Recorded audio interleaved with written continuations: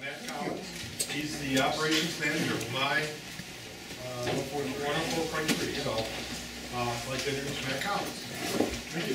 Thank you. Glad you all were able to make it out to this afternoon. As I said, I'm Matt Collins from my 104.3 out of Mount Pleasant radio station. For those of you who haven't listened to us, you should. That's what we'll say. And today I just wanted to talk a little bit about, I kind of through my 104.3 and through my own personal consulting, I've been dealing a lot with using social media to promote your business. You've been hearing these gentlemen talk so far about, getting broadband into your business. And I want to help you figure out some of the things you can actually do with it. And I know some of the other speakers are going to help out with some things too. I know Ryan from Copstos has a great presentation coming up, and we've worked with him a lot on social media as well. So I want to just kind of give you a little idea on how you can use social media to promote your business, to maybe help increase your clientele, more importantly, keep the clients you have right now happy. So just a little background about me before we start again. 104.3 Operations Manager. I have a master's degree in electronic media management from Central Michigan University. And again, working primarily with radio and media development management, particularly through new technology. So first off, people might wonder the obvious question, why would I want to use social media for my business? Well, first off, Facebook has over 1 billion active users as of 2012. That number has only grown. So you're dealing with about 1/7 of the world population right now. I'd say that's a pretty good number. That 1 out of every 7 people has this. And that number is much greater here in the U.S. Twitter has about half that amount and growing rapidly at this point in time. Facebook is still definitely king of the social media platform, but Twitter is slowly but surely finding its way into Facebook's territory and will be a major player in years to come. And we'll talk about that a little more as well. There's other popular social media services as well out there. A lot of you probably heard about Pinterest.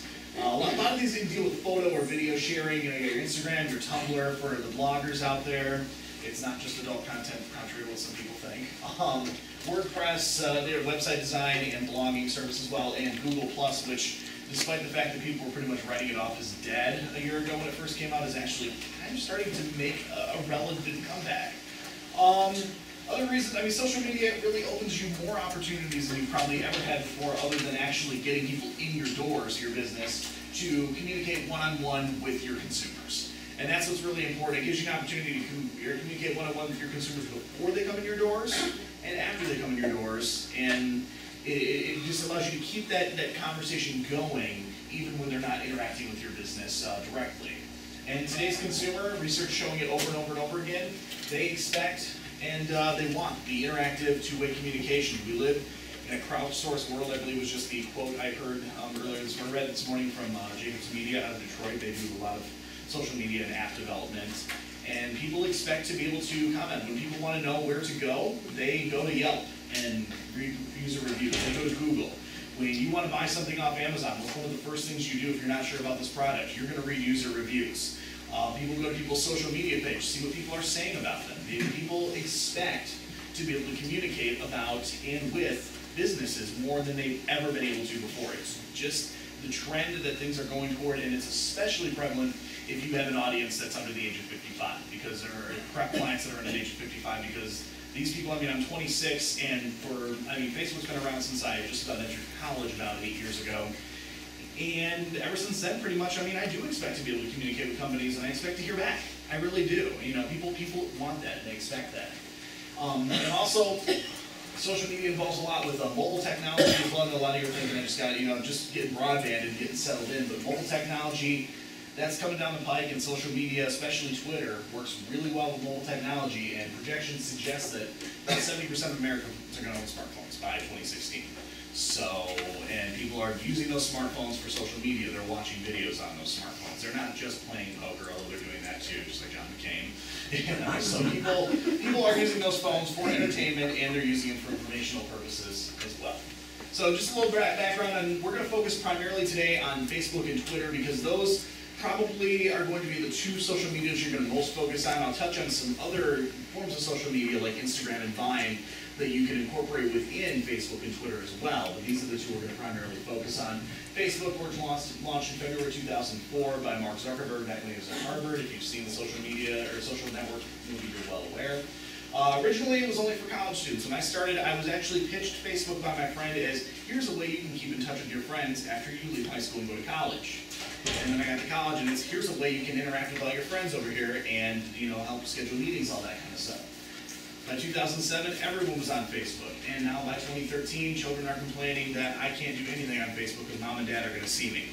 And yes, it's true, and that's one of the reasons people are kind of moving away from Facebook is because younger people are starting to move away from Facebook, and why we have to consider other social medias like Twitter as well. But I want you to rest assured that Facebook is not dead, it's not dying, and it's growing rapidly in your demographic. I mean, at 25-54, that is the fastest growing demographic for Facebook right now. Parents love it. I mean, adults love the ability to communicate. My mom loves the fact that she can talk to some people that she hasn't talked to in 20, 30 years that she went to school with. I mean, she's communicating with these people in ways she's never had the opportunity before. And I mean, like I mentioned, allows you to connect with people, allows people to connect with the businesses, allows you to share your text, your photos, your videos, pretty much anything that you can put out digitally, you can share on Facebook, and people can show what they like. Here's my favorite place to go eat on Sunday night. Here's my favorite bar to go to on Saturday. Here's my favorite musician. Here's my 20 favorite movies. It gives you an opportunity to show off, this is me, this is who I like, this is who I use. And it really kind of works out quite nicely. It's like wearing a t-shirt advertising somebody's business, People are essentially becoming human billboards, and they don't even realize it. Well, they might realize it, but they don't care, because it gives them a chance to express their individuality. And I want to apologize too. I'm getting over some nasty allergies. The bug is hitting me, and I'm not feeling great. I have a scratchy throat, so if I cough or sneeze, I'm sorry. Stay away. Yes, he's the only one in real danger right now. So, Twitter, the other social media you probably are at least aware of and probably know less about at this point in time, developed March 2006 by Jack Dorsey. Twitter is a much more textual-based social media. It does have the ability to incorporate video and photo content as well, but the majority of what goes on Twitter is text-based, allowing users to share thoughts, feelings, ideas, promotions, whatever, in 140 characters or less. So it's really about keeping brief, keeping your message short, concise, to the point. It was actually designed to be a news sharing organization, and it became a social network through basically how people decided to use it. I mean, Twitter was never intended to be used as social media for people to say, this is what I had for dinner yesterday. That was not what it was there for. It was there to share breaking news, and it works with that quite nicely too. Many of the most important breaking news stories that have shown up in the last 3 years have broke on Twitter, and that's only continuing to rise. Users connecting through hashtags. You may or may not be aware of the hashtags, and this is now actually a relevant thing on Facebook as well. Essentially, what I call hashtagging is basically like putting a tab on a folder at this point in time and putting whatever is hashtag in that folder. So like, for instance, I wrote a couple tweets about how I was here today, hashtagged at C3 Summit. If any of you decided you wanted to tweet about my presentation, say, hey, this Matt guy, he really stinks, or hey, I love him, whatever you wanted to do, and you hashtagged it C3 Summit, anybody who wanted to talk about what's going on here today could just click on that C3 Summit or search C3 Summit, and all the tweets about that would pop up. And the same thing can be done on Facebook as well. So it's a good opportunity for you to categorize things. I know we at My 1043 had some real success using this with our most recent Hometown Showdown. We actually put up a banner. We invested money in putting a banner up there, hashtag Hometown Showdown 13. And sure enough, we had a bunch of people who were like, oh, I really wish I would have seen that. It sounded like a lot of fun. People were showing me this really cool stuff that happened. Or the people inside were able to tell us what they thought, and I was sharing their thoughts and feelings about literally who they were watching performing within minutes of when they were doing it. And it allows for that extra interaction between you and your audience or your customers or your clients, whatever you prefer to refer to them as, gives you that ability to connect with them that much more. So, can I get some free consulting right now? Some free Are consulting? we still limited to 3 hashtags per tweet? I have never heard that rule in my life. Is that right? Yeah. Not saying that it wasn't relevant at one point in time, but I have never heard that rule in my life. So, Well, try it. Yeah, I remember pretty one sure. time it said 3 hashtags maximum per tweet. I'm trying to think. I'm pretty sure I've hashtag more than 3 items on a tweet before I got Did they into all it. work? I think so. I want to check that out. I've never, that interesting question. I've actually And never it heard that changes before. every day. So. Right. I know a lot of people probably aren't thinking about 3 hashtags. They're like, oh boy, how can I get all my information in 140 characters? I'm not talking words. I'm talking characters here. Okay, this is a text message you're sending over Twitter, basically. Less than a text message. But we'll look in that right now. Definitely. So I want to talk about my business, what we're doing on social media, because, well, I'm boss would be upset with me if I didn't promote myself a little bit or promote my business. So just kind of give you a little bit of idea on how we're using social media to promote our business right now. This is if you have a social media page that you are manager of through Facebook, you have to have a Facebook personal account, and then you can open up a business page, and you can, when you create it, you're assigned a manager role. You can assign that role to other individuals within your company, other consultants that you work with outside of your company, etc. And then you have access to all this information. The total reach tells you how many people this has reached since it's been posted. Rhino and I were talking earlier today about how Facebook has now kind of shown you which of your posts have proven to be most popular or got the most amount of attention within a limited time. I know we had a really big boost of people within a short time talking about our birthday inbox, which I'll show you in just a minute. So that one got starred as a popular tweet. Of course, Facebook would be Facebook, and didn't say, here's an opportunity for you to boost a tweet, which is their way of saying, here's an opportunity for you to spend money to get us to tell you to show it to more people. So they're a business, just like you. So kind of looking around, I mean, you got your basics with Facebook, you got your cover photo. This is the stuff people are going to see when they come. Your cover photo, just kind of a nice overarching establishing shot. Great opportunity for you to show some customers at your business. Great opportunity for you to show the facade of your business, or you from across the street. Great opportunity to show a picture of somebody holding up some merchandise they love from your business. Anything that really establishes it and shows it's like, hey, check us out, we're awesome. And then your cover, in addition to your cover photo, you have your profile picture. 9 times out of 10, this is probably going to be your logo. I mean, that just makes the most logical sense. Basically, this is your photo album at this point in time. All the photos you take photos, put them on Facebook. People like that, and Facebook actually sets up algorithms to make photo content more prevalent on your newsfeed than text only. So that's worth noting. The likes, how many people like your page? We're at 1,363. I'm really not complaining about that, considering we've had a Facebook page for less than 3 years, and we're in a pretty small community as well, Mount Pleasant.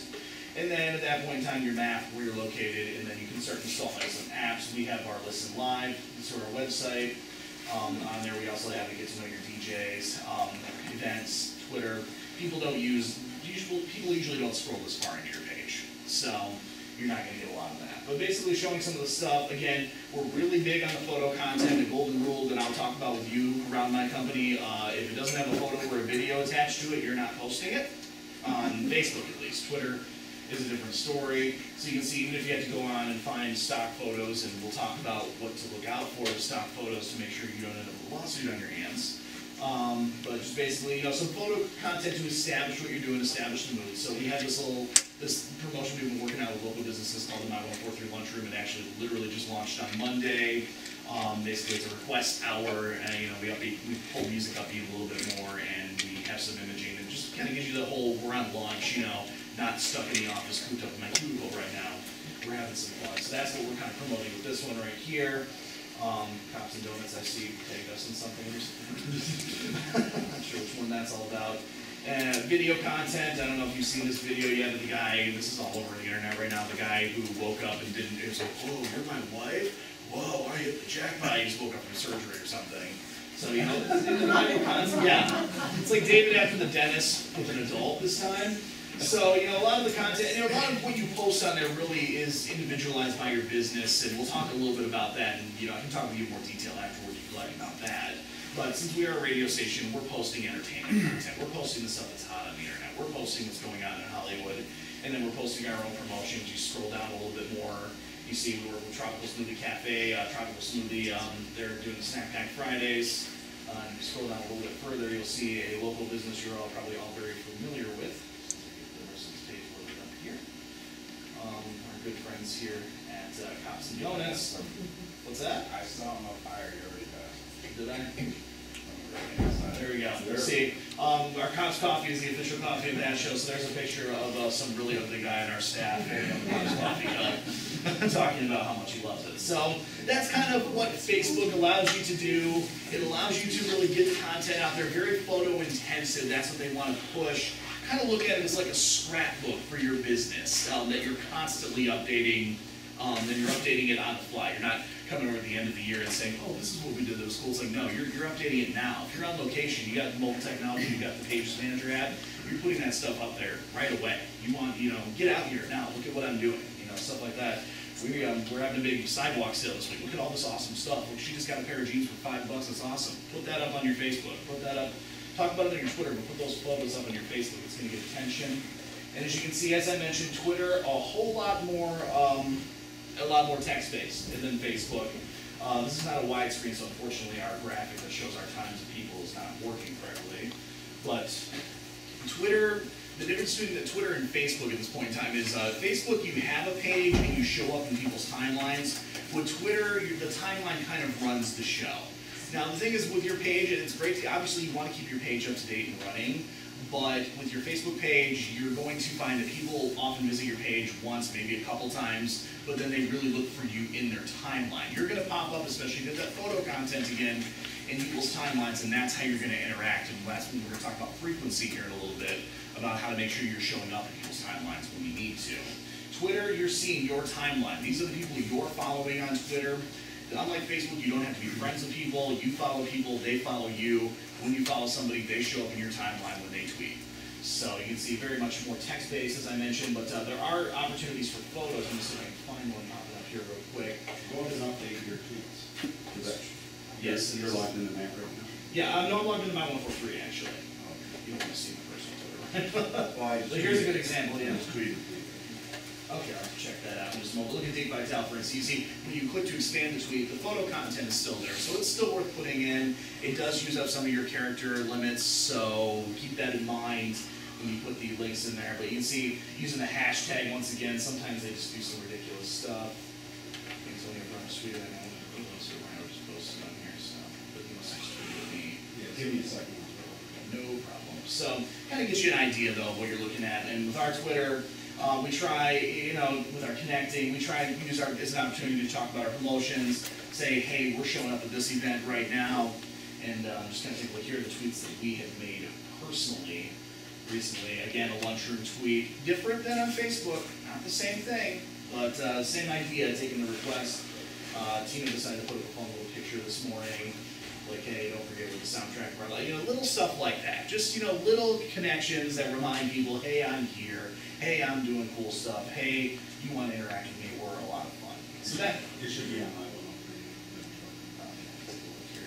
Oh, quick, and easy. and he's doing it right from his phone. Again, that mobile technology. We'll use it. There it is right here with my 143 at the C3 Summit. And here you see a really terrible picture of me in front of the computer. I need a new Verizon phone.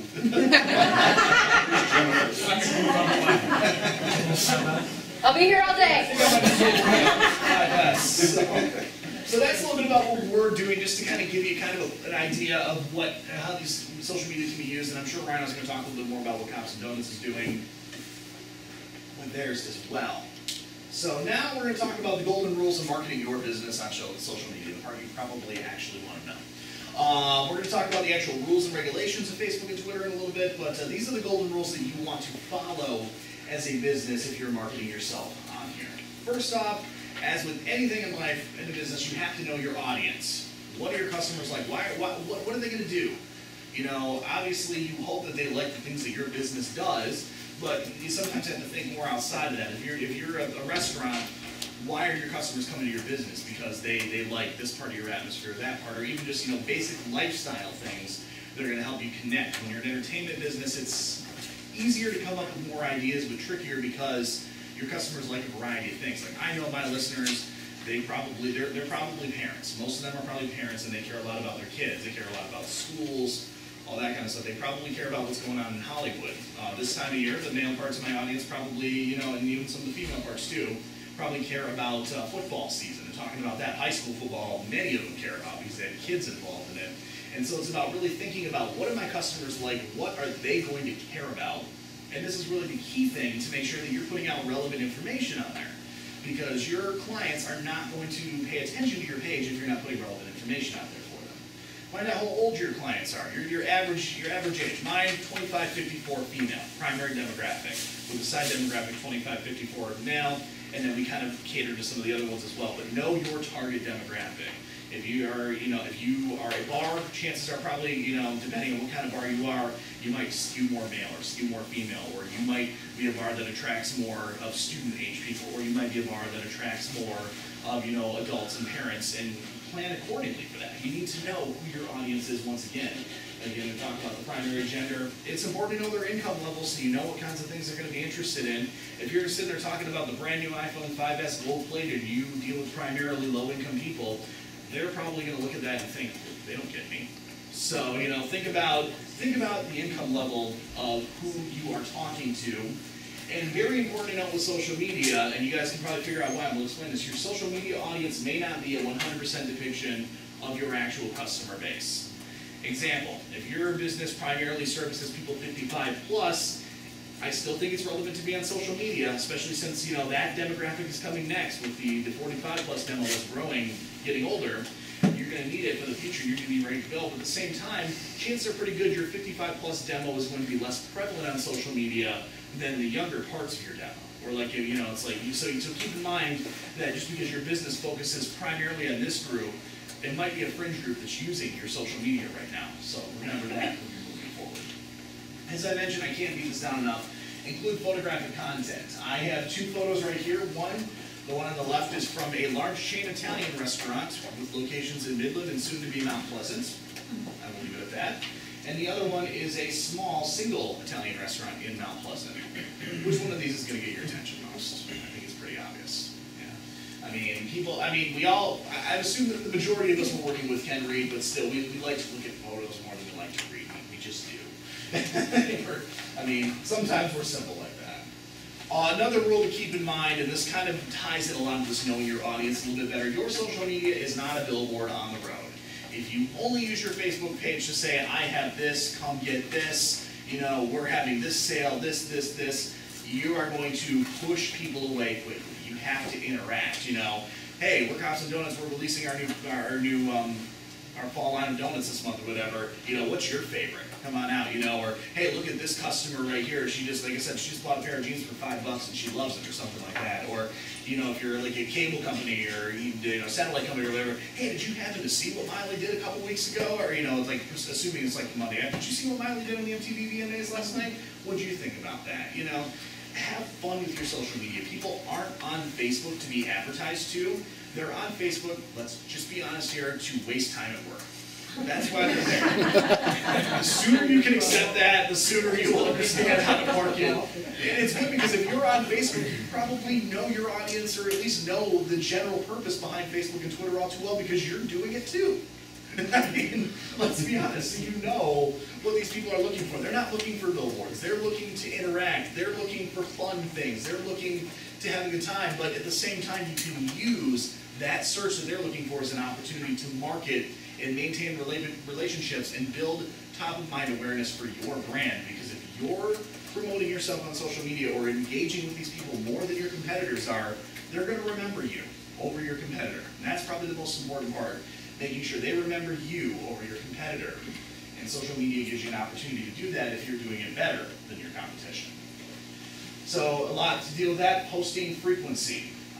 So a few facts that I found from a blog post. If you want me to share it with you at some point in time, I'll gladly do it. It's very brutal and a little bit adult language, but it has some great points. A great Facebook post, not a good one, not a meh Facebook, a great Facebook post has about a 2-hour lifespan.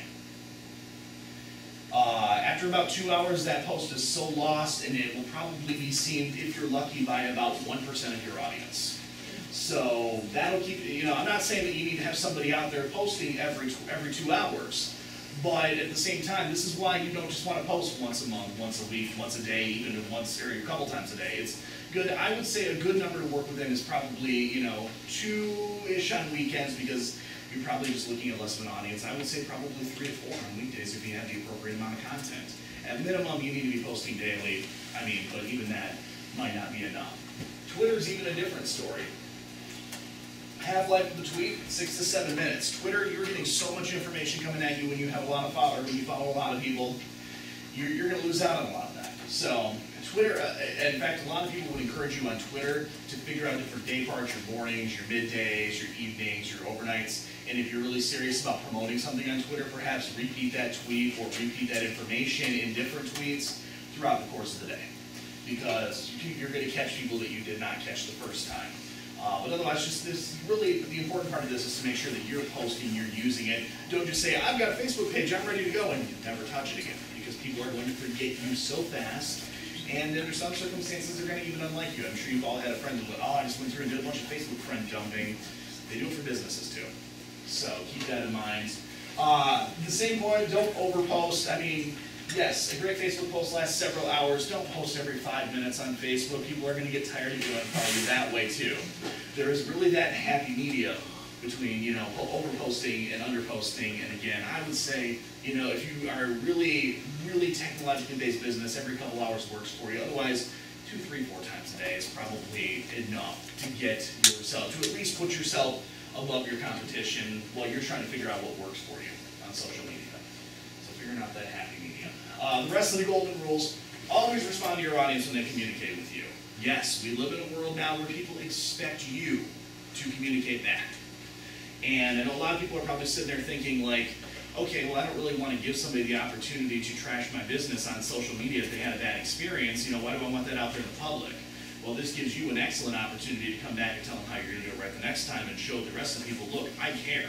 Somebody had a bad experience, but I'm going to do everything in my power to ensure them that this is not going to happen again, and I'm going to do better. But, even if it's as simple as hitting the like button, to show, acknowledge these people, and you're going to find your return on investment from social media to be much greater because they're going to remember that you actually paid attention to them. So many businesses break this rule that drives me nuts, just ignoring their posts, ignoring their people. It's social media. It's two-way interaction. People expect it. Remember that. So you need to respond to people. Keep your post positive, nonpartisan. Unless you are running a conservative talk radio station, I really don't think you want to sit there and talk to your audience about what happened on Rush Limbaugh this morning, or sit there and go off on how annoyed you are at the president about Syria or whatever right now. The fact of the matter is, unless you specifically cater to a certain group of people, keep your stuff nonpartisan, otherwise you alienate groups of people. You're going to alienate them if you do that. It's about your audience again, it's not about you. So make sure you're caring about your audience and not using it as your own personal soapbox, because use that for your personal Facebook page. And also credit any opinions to the author. This is more relevant in businesses that a lot of people are posting regularly, especially entertainment businesses. For instance, a lot of us at the radio station post under the My 1043 Facebook or Twitter. We just put a little, I forget the name of that little squiggly line there, and put our name after it, just to credit whose opinion that is or who's saying this right now. A little bit forward, so I want some time for questions. Last thing you want to do, make sure you're reading the rules. Facebook has some rules, Twitter has fewer, but still some rules nonetheless. I am happy to announce that as of about 2 weeks ago, you are now allowed to run contests on your Facebook walls. This was not something you were allowed to do prior to this. So if you want to give some stuff away, you have the opportunity to do that. This is exciting stuff because before you had to go through a third-party app, which required knowledge of web development. It was a pain. But now you still can't require contestants to share content, so you can't say, share this post on your wall, I'll draw one random winner to win a $5 gift card or something like that. You can't do that. But you can say, like this post, we're going to do a drawing at 6 o'clock for one random liker, or you can say, do a trivia question, answer this question, whatever. You're also not allowed to do a contest that says, one random liker of our Facebook page will win. It has to be based on specific posts or specific entities. And you also must have your official rules available on your page as well for people to look at. So you do have to say, you basically have to tell people how you can win, what eligibility requirements, et cetera, that has to be available to make sure that people know what they're dealing with. You may not conduct contests on personal walls, so you can't conduct a contest for your business on your personal Facebook page. You can maybe share that information on your page that it's happening, but you can't actually conduct the contest on your personal page. Twitter, similar rules, slightly more flexible, mostly because with Twitter, you're not linking a personal and a business account. You sign up for your own business account with Twitter. You've been allowed to conduct contests on Twitter for a while, But again, you got to make sure that the contests are, you're not scamming people with fake things that don't exist, because if Twitter finds out about that, you're in trouble. Other policies to note, your page, this basic policies, they really cleaned up the rules and regulations a couple weeks ago. They were really dirty compared to this before, and a lot of like digging through, but pretty simple stuff.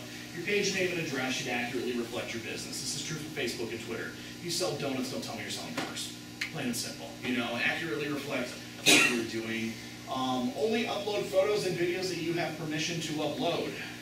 Google Images is a fantastic resource for photos, and guess what? Everyone has done it. Doesn't mean it's okay. And if the author of that photo wanted to push the envelope, you could get sued and have to owe them money for using their photo. So make sure it's photos you've taken. YouTube, generally speaking, YouTube, you're allowed to link pretty much anything you want to because of the Creative Commons licensing they have there. But at the same time, if you know, like, there's a movie clip that you're posting up on your page, like, let's say somebody just posted the latest Dark Knight up on YouTube, it's going to get taken down within days, first off.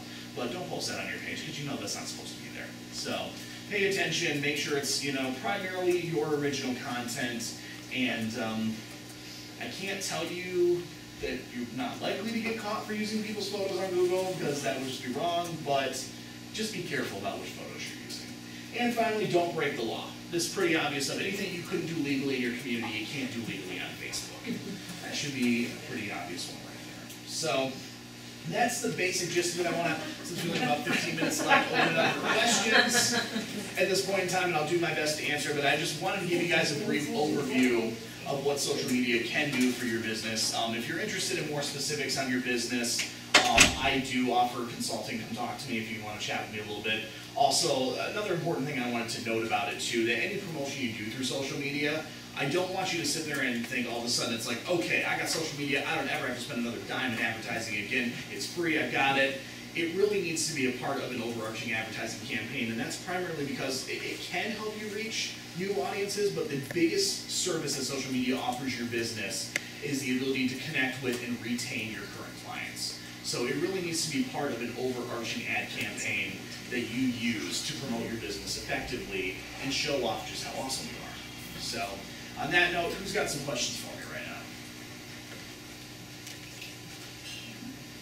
Hey. When we're looking at talking social media here, how does that compare in terms of, let's compare social media to, say, a website. Mm-hmm. What is the advantages of both? Because I know social media, you used to get research. I'm trying to get a research to more focus more when they're pulling in information on businesses, talking more about social media. The value, what are the values? I would say the biggest things, the biggest value of social media, especially for smaller businesses, is the sheer cost of putting up, websites. Generally, you have to either have the knowledge of how to run a website or have the financial resources to pay somebody to run a website for you, or you have to kind of combine the two together, and you have to hire people in to run your website. So with social media, it's a lot more user friendly because you're doing it on somebody else's platform. So you don't have to pay to start a Facebook page or a Twitter page. It's all free. I mean, that doesn't cost you a dime to do any of these things. It costs you money if you want to do advertisements on it, but it's free to get it started.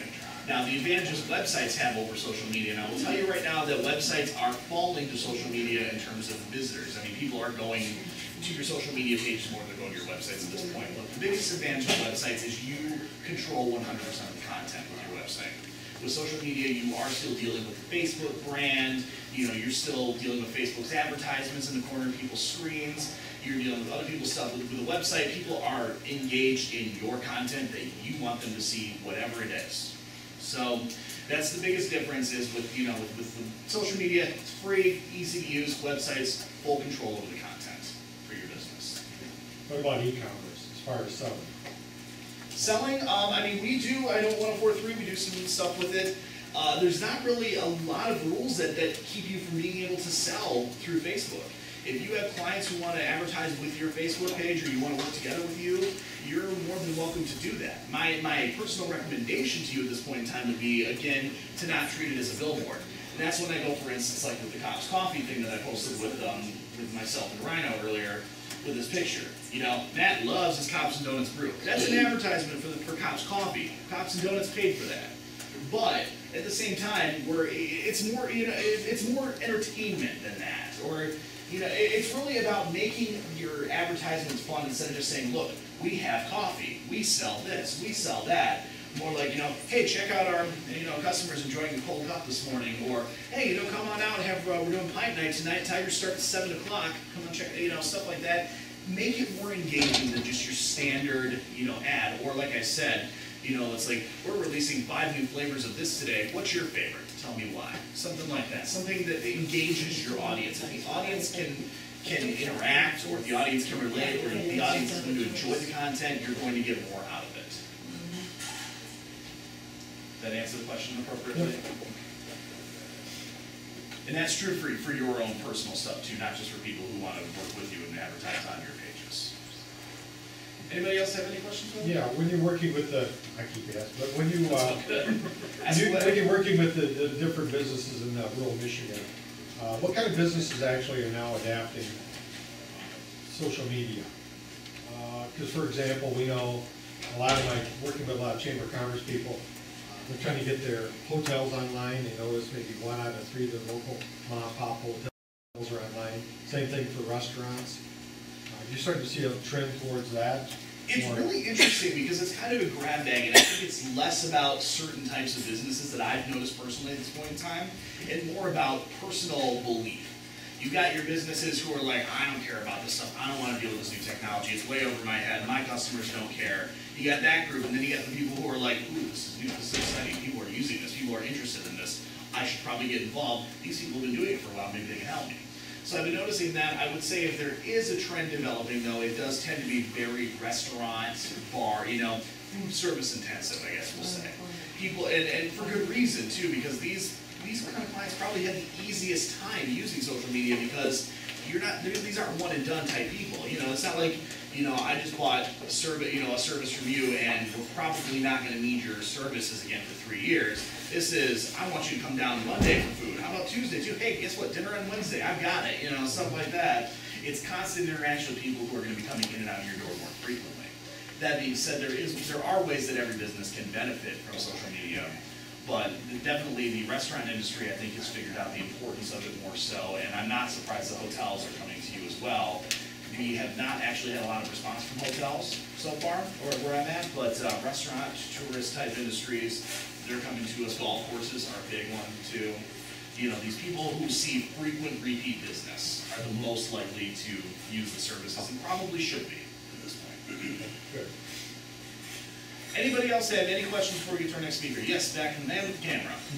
Could you comment about the amount of original content, you know, more informational than marketing, exclusive original content versus shared links and that sort of stuff?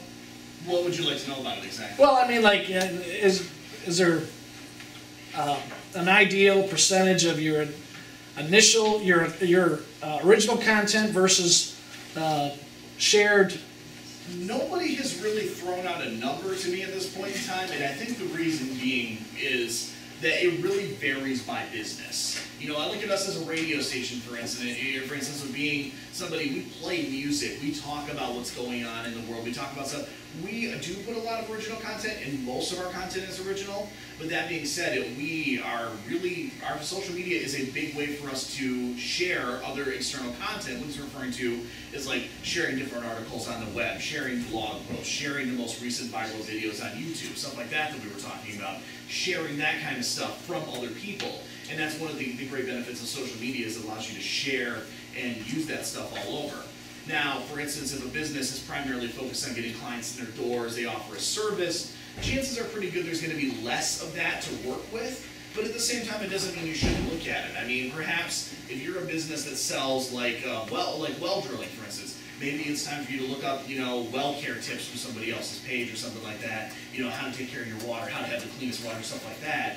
You know, find information on the internet that you can share, other people's content that you don't have to develop, that they're developing for you, and you can share and spread that on social media. So it helps people remember, it's like, oh yeah, this business, they don't just want to sell me a product and leave me alone here. They want me to actually know how to use their product and how to use it correctly, and they care about the fact that I have a good service with them.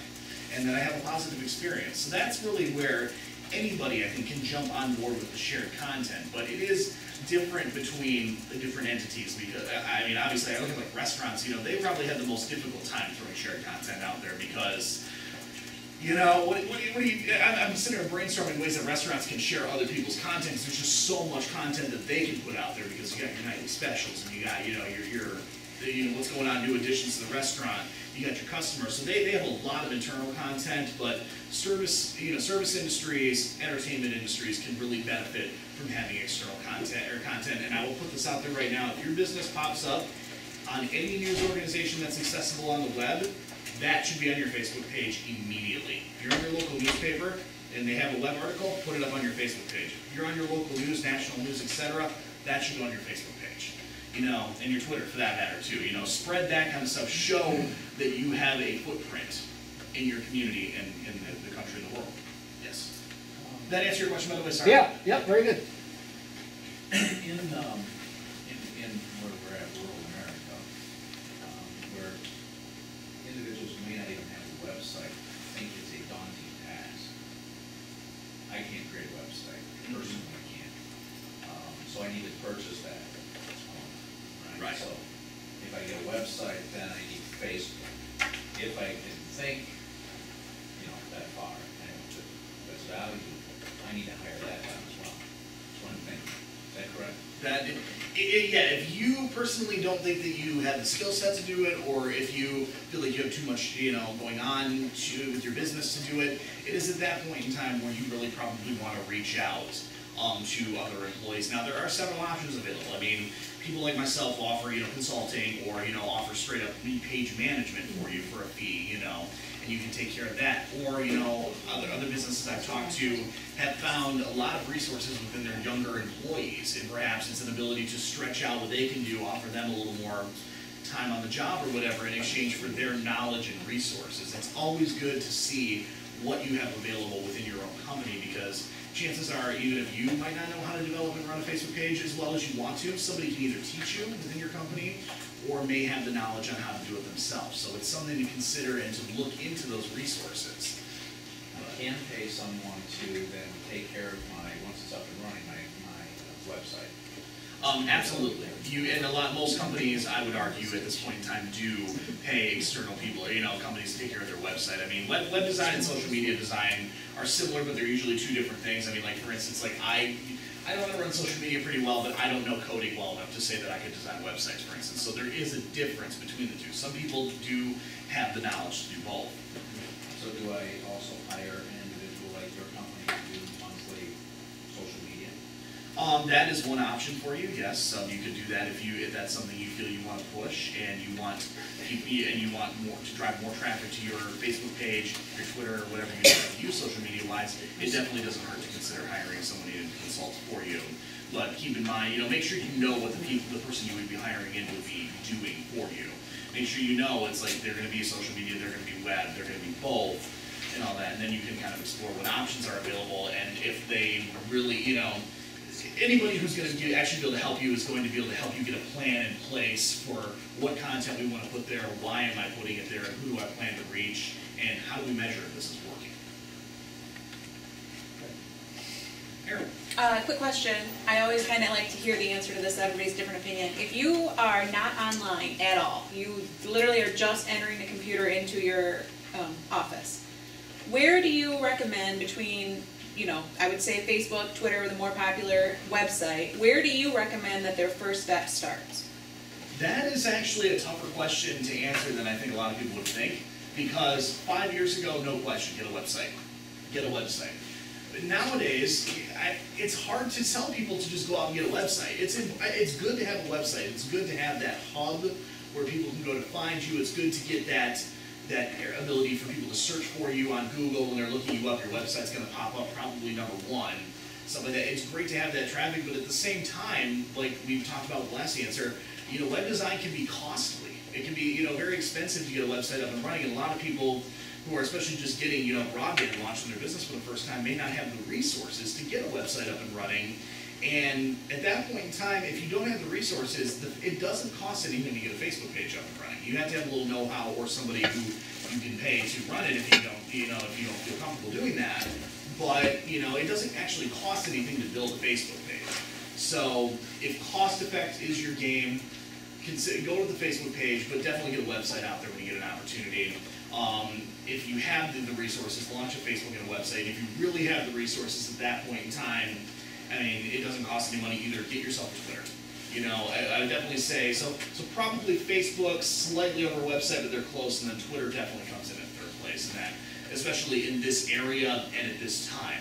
2-3 years down the road, that answer may and probably will be different, but right now, Facebook, website, probably going to be your two most critical tools to grow your business. So we have a question over here from the registration desk. You already answered it through the questions. Oh, okay.